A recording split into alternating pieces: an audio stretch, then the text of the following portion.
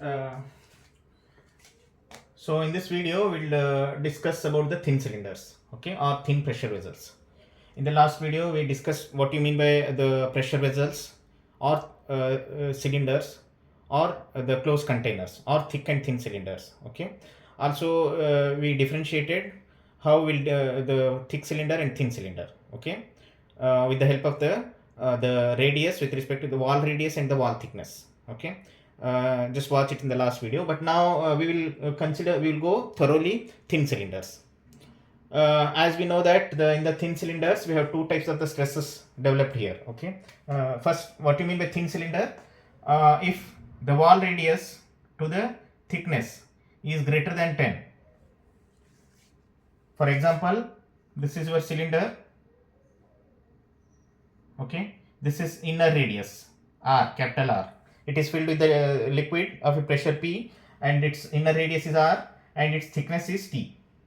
If it is thickness is T, if ratio of the radius to the thickness is greater than 10, then it is called as the thin cylinders, okay. Remember, if it is the less than 10, then it is thick cylinder.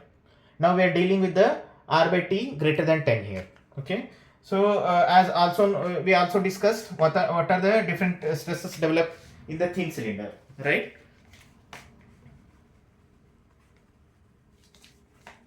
So if you consider the cylinder here, this is the cylinder, and if you consider one point, just along the longitudinal it is sigma L, and along the circumference it is sigma C. Sigma C is circumferential stress, and along the length it is longitudinal stress. Two types of the stresses developed inside the cylinder. So we will derive the equation for these two.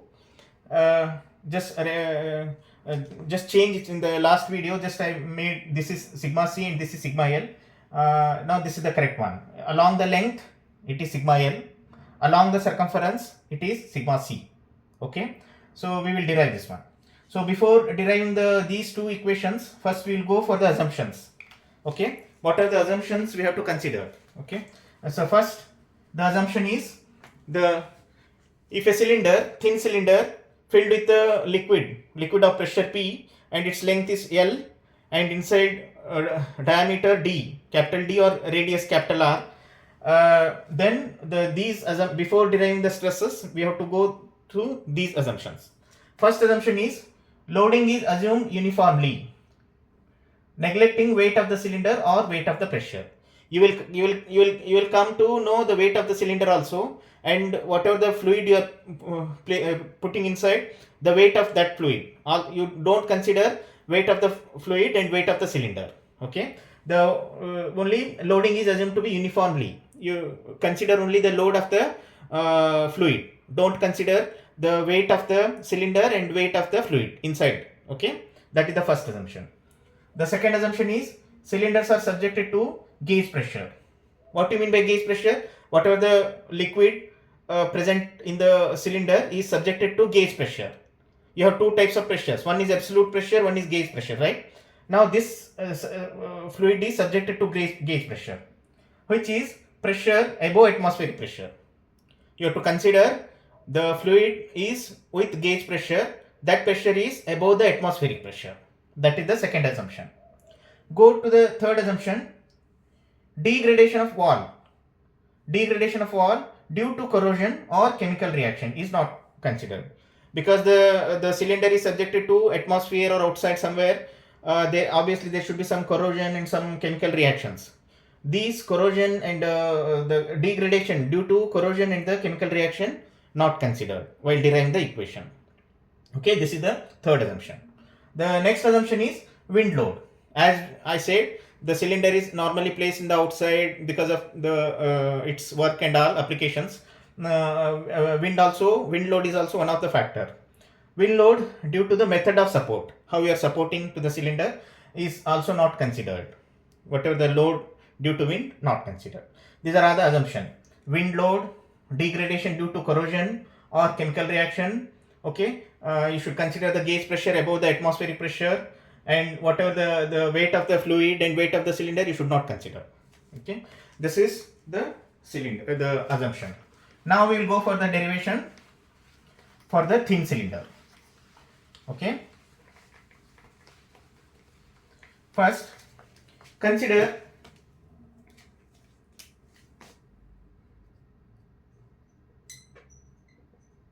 a thin cylinder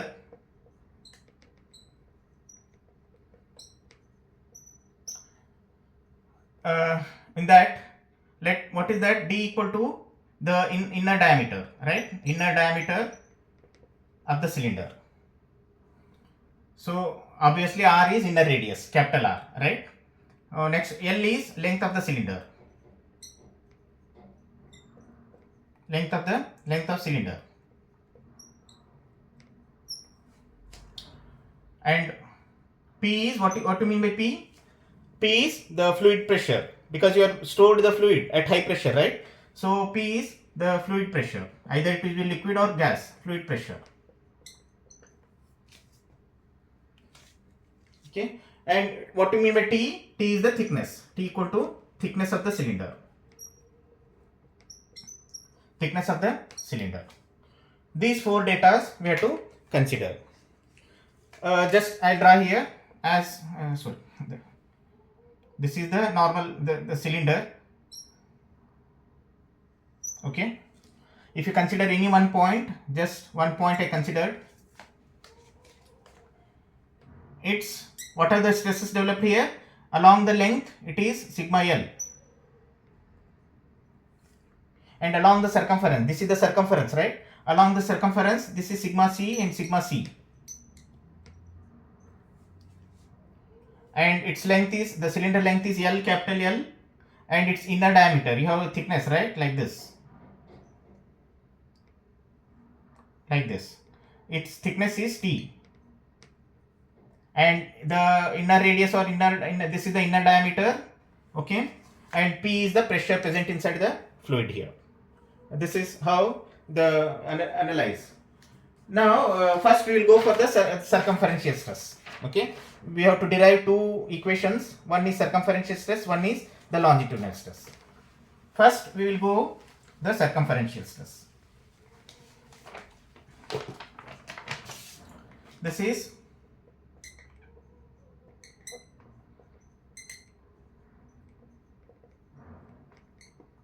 circumferential stress. Okay, now how the circumferential stress? First I'll draw the figure here. This is the side view of the cylinder. Just I am cutting this plane because along with the circumference, this, yeah, just remember this one is, now we are deriving these the sigma C along the circumference. Just neglect the longitudinal. Okay, if you cut this cylinder, whatever the circumference, that because you are cutting here, this plane we are cutting like this, so circumferential stress, the stresses will be developed just like this.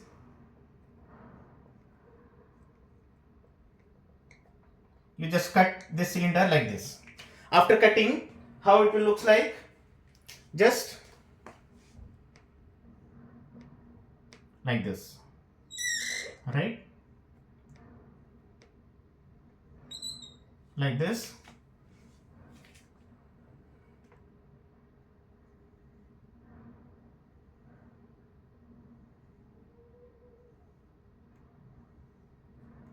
Right?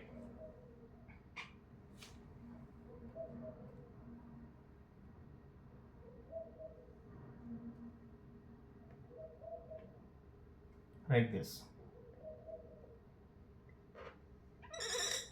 This is how after cutting it is the looks like, and this is the plane area, right?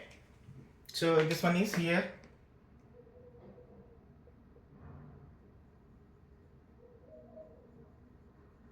This is solid part. This one and this one.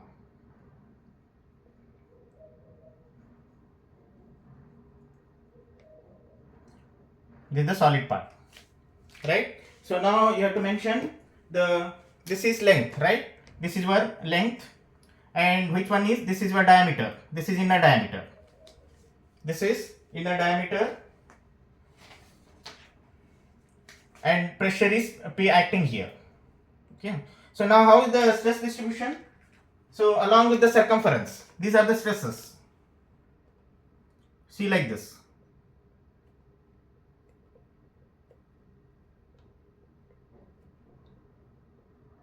Right? Circumference. If you cut the portion, along the circumference, these are the stresses will be developed here. Now, if the cylinder is subjected to a fluid with pressure P, with length L and inside diameter D, and where is the thickness here? This is the thickness, right? This is the thickness. This is a thickness. Normally, this is also a thickness. This is T. You have two types of the forces developed here. That is, first one is bursting force.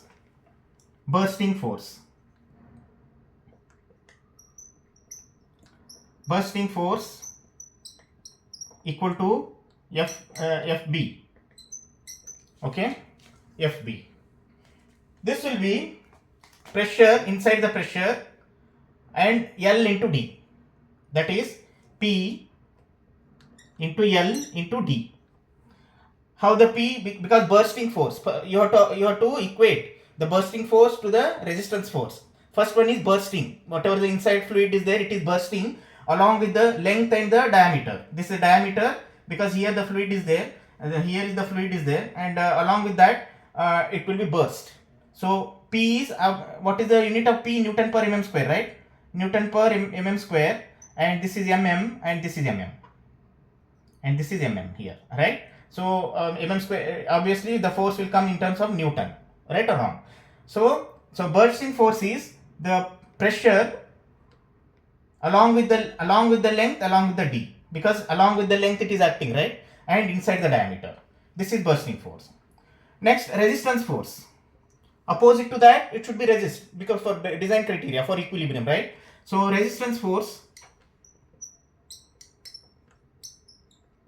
equal to Fr. I'll write resistance force. How is the resistance force here? That is, if sigma c is the circumferential stress acting along with that, that is sigma c into thickness 2 times. Here 1t, here 1t, 2 times thickness, right? That is 2 times thickness into along with the length here, with the length. Full length, here thickness, here thickness, 2 times thickness, and the resistance, the stress, that is the circumferential stress. Okay, so this is the how the resisting. Bursting is this one and resisting is this. Now for equilibrium, what to do? Both equate. For equilibrium, FB equal to Fr, right? FB equal to Fr. Bursting force equal to resistance force.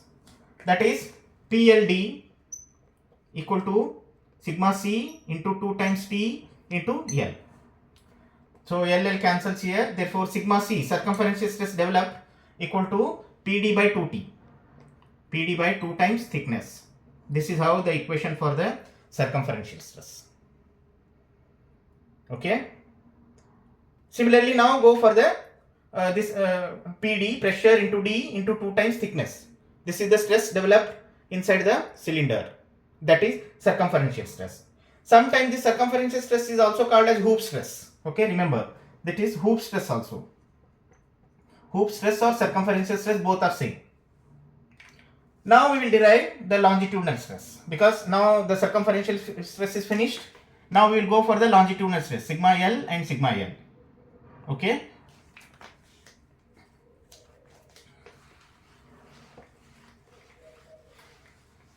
For that, again we have to check the figure along with the longitudinal direction.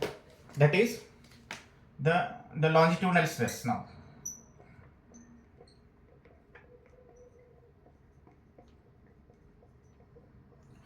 Okay. For longitudinal stress, how we will divide? How we will cut the plane here? As we know that this is longitudinal, so you have to cut the plane like this, right? This is the longitudinal along the length here. How it will looks like here? That is,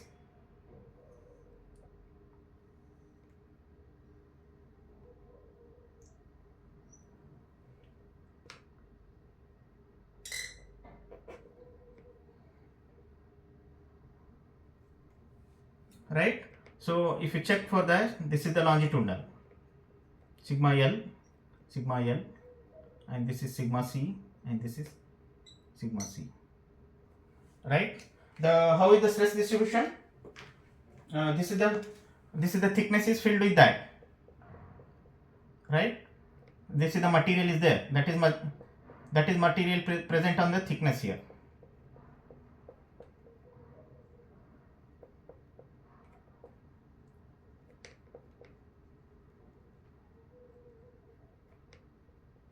Yes, this is the longitudinal section. How is the stress? How is the pressure is distributed here? Pressure is along with the length here, like this.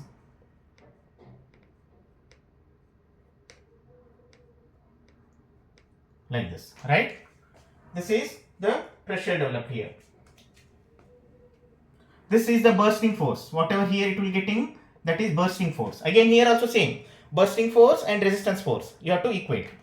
Now, if you go to the first one is the bursting force. What is the bursting force? Can you tell? Bursting force of the fluid equal to FB equal to how much is there? Pressure along with the length, right? P, same like circumferential stress, how you are derived. P, Newton per mm square. Now you want mm and mm, right? So that is, it is area of the this diameter, inside diameter. That is pi by 4 d square, right? Pi d square by 4, because its area, it is along with that, along with the length. Similarly, resistance force, how you will write? Same like before. Resistance force equal to Fr, resistance equal to, along with this it will be opposite, that is sigma L, resistance, that is resistance stress. Sigma L into, how we will write that? Sigma L into along the circumference. Here, pi into dt, pi into d into t. Okay. So now equate for equilibrium, the equate for both bursting force and the resistance force. For equilibrium, Fb equal to Fr. Okay. So Fb is P into pi d square by 4 equal to longitudinal stress into pi into dt. Okay. Now pi cancels, d and d cancels. Therefore, what is the final? The sigma L equal to Pd by 4t. Pd by 4t. This is the equation for longitudinal stress in the thin cylinders. So finally, what will come to conclude for circumferential stress or hoop stress? Sigma C. What is the equation? Pd by 2t. 2 times thickness. Longitudinal stress is Pd by 4t. These two are the important formulae you have to remember while deriving while solving the problems here. This is all related to the thin cylinders. Two types of stresses, along the circumference, along the longitudinal. We are derived circumferential stress and longitudinal. Longitudinal stress is the 4t. Here this is the 2t. That is only the difference here. Okay.